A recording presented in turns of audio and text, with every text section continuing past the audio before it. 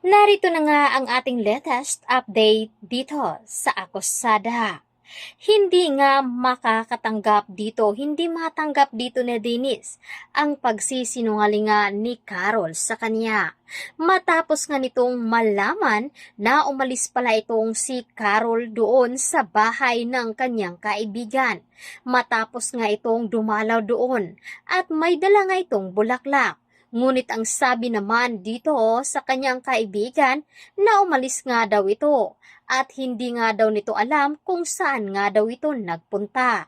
At dahil dito ay halata naman ni Dennis sa mga mata ng kanyang kaibigan na tila ay nagsisinungaling nga at agad-agdag pa.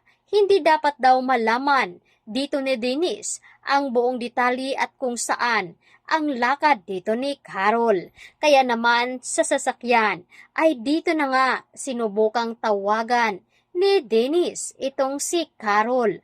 At agad naman nagulat si Carol nang makita niya ang kanyang cellphone na tumatawag nga itong si Dennis. Matapos ngang nagkita itong si Carol at Ronnie.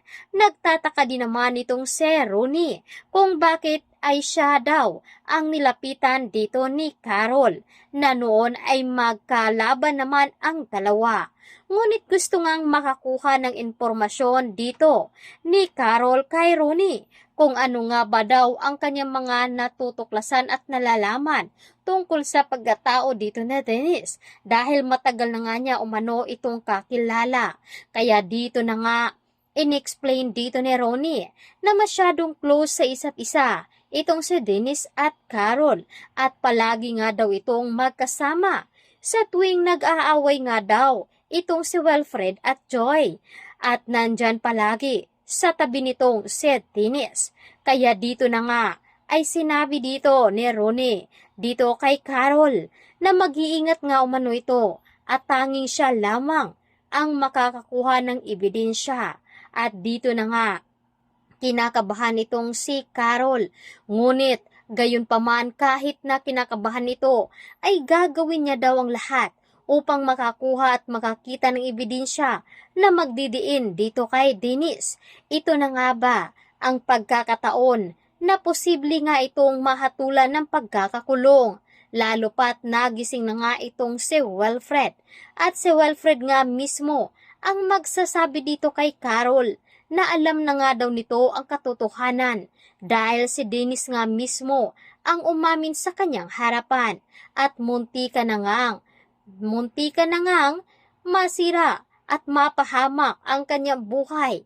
Mabuti na lamang ay natakasan niya itong si Dennis at niligtas naman siya dito ng investigador. Kaya naman, pagkagising nga dito ni Wilfred, nakikiusap ito na samahan siya upang mailigtas nga itong si Carol. At dito, gagawin ng investigador at makikipag-ugnayan na ito sa mga kapulisan dahil may mga ebidensya na nga silang nakuha. Ngunit hindi nga lahat ng ebidensya dahil nagawa na ngang sunugin ito ni Dennis.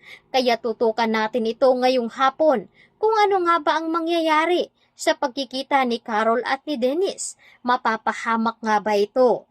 Kaya dito lamang sa Akusada.